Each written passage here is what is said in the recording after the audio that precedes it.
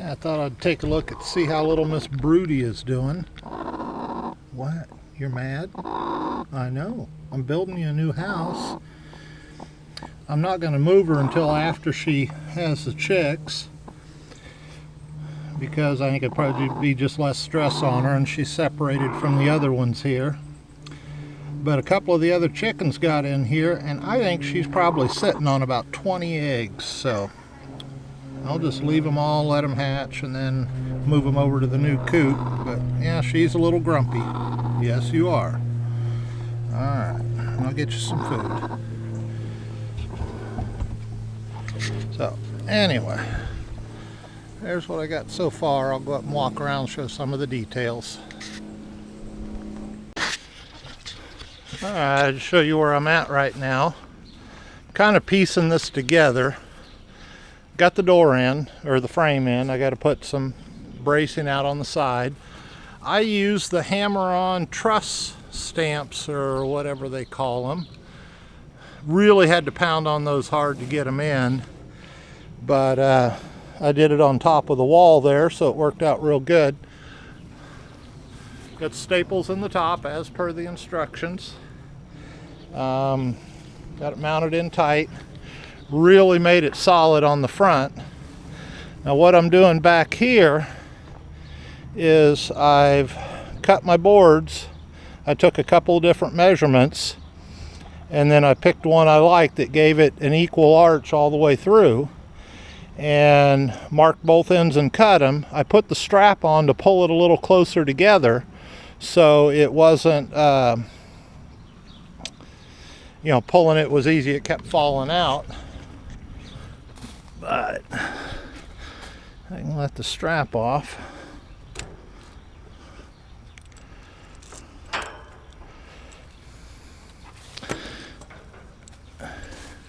And that brings it up tight to each side. And then in here I'll lay a deck, and I'm going to do the same thing up here. Get out of the way. But I just put a board on the outside. I pre-drilled my holes because I just used 3/4 inch, and then these are just setting up here. I'll cut those. I'll do them up here, and then the upper half will be vented with a door on it. And then I'm going to use cedar cedar pickets, fence pickets, and do that. But let me get the rest of this done. I just wanted to get a picture of this. So, but that's what I'm just doing, that and then working off of it, and it seems pretty solid. Yeah, and then I'll put some bracing down here. I'll have a door back here so they can come out the back, and then enclose that back part. So, all right, well, let me get some more done.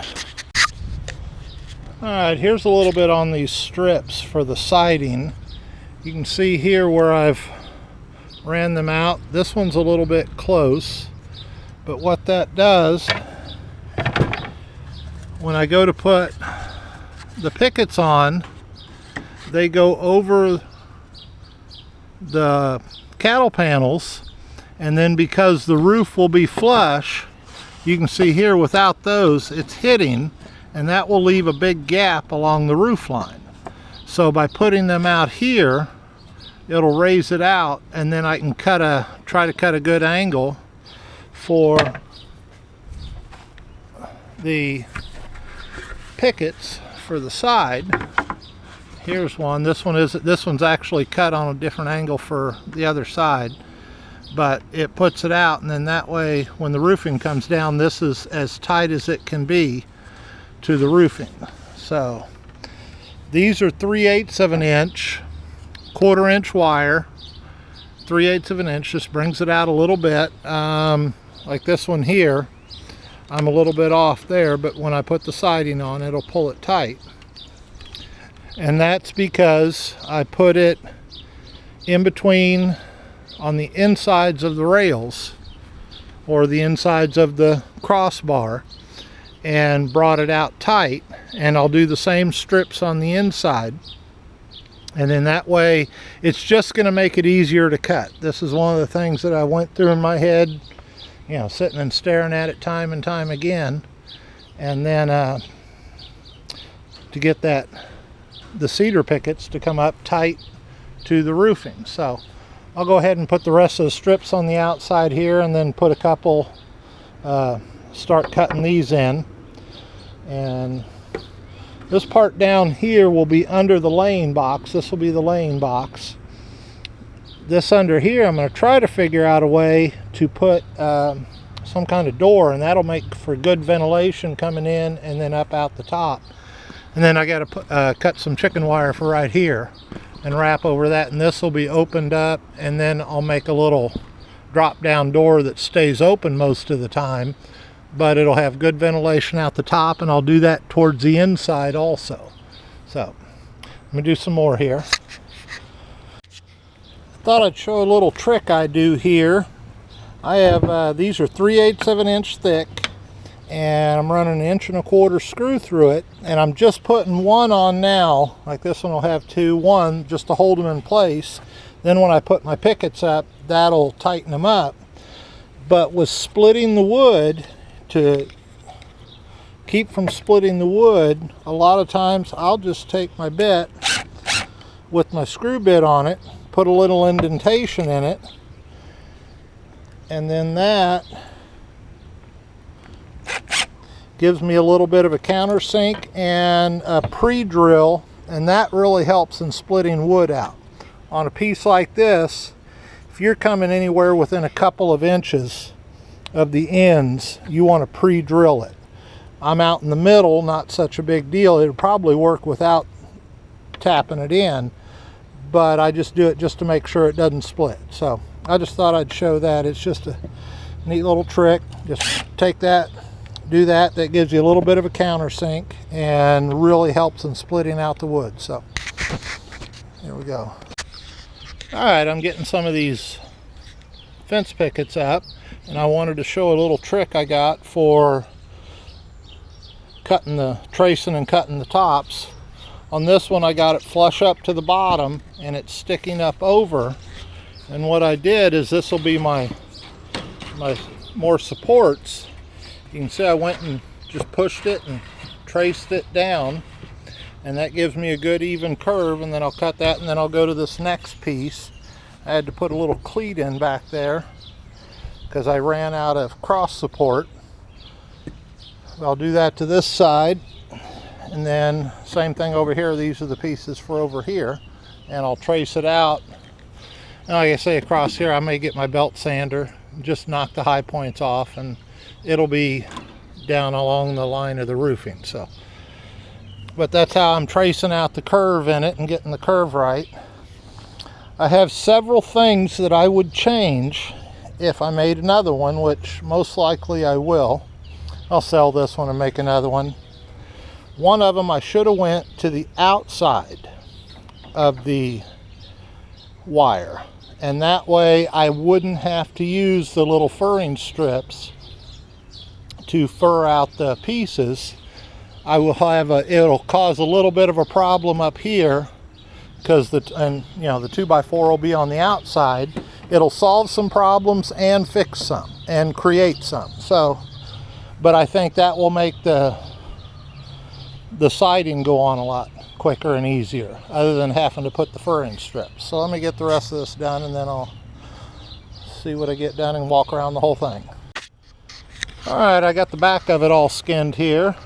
You can see I got a pretty good curve here, and when I put the bracing on for the roofing, and the next pieces I put on, I'll wait until the seams, where I have the seams of the roofing, and I'll put them there, and then should come out, and roofing should fit real nicely around this.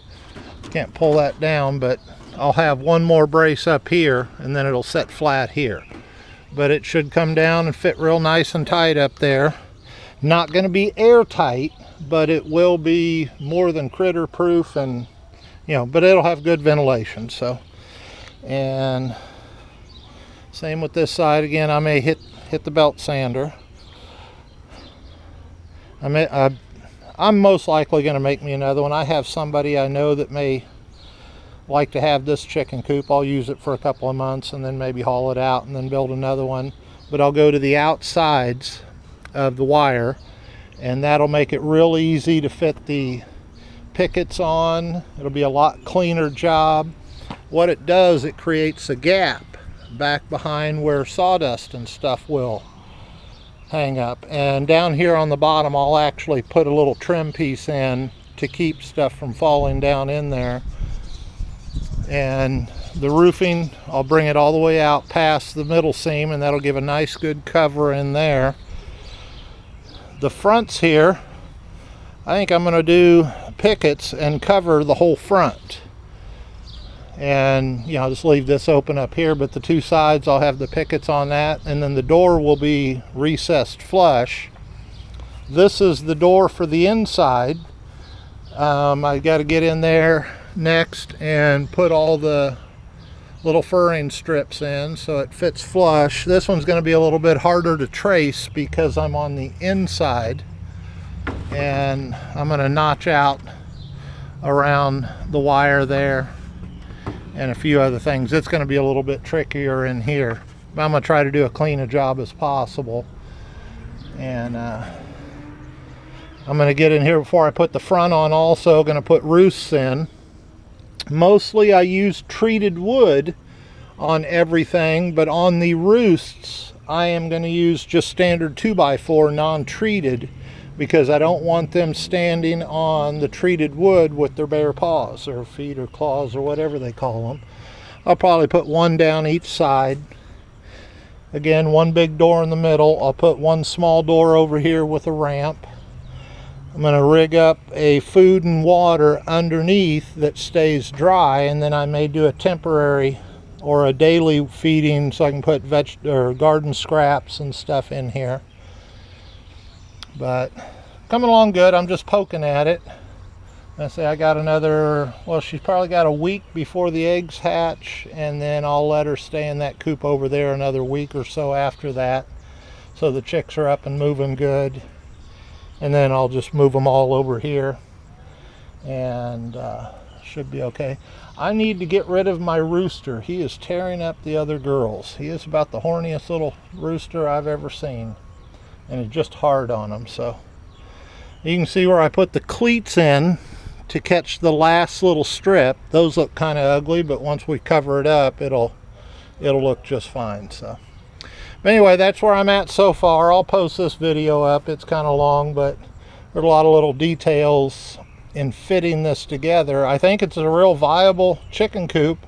Should last for a long time. Especially I may, the next one I'll put the flat cinder blocks around the base, keep it up out of the mud. There'll be bedding inside and straw and that. But that's where I'm at so far. Next time you see it, it'll be done, almost done, or kind of done. So, all right, thanks a lot.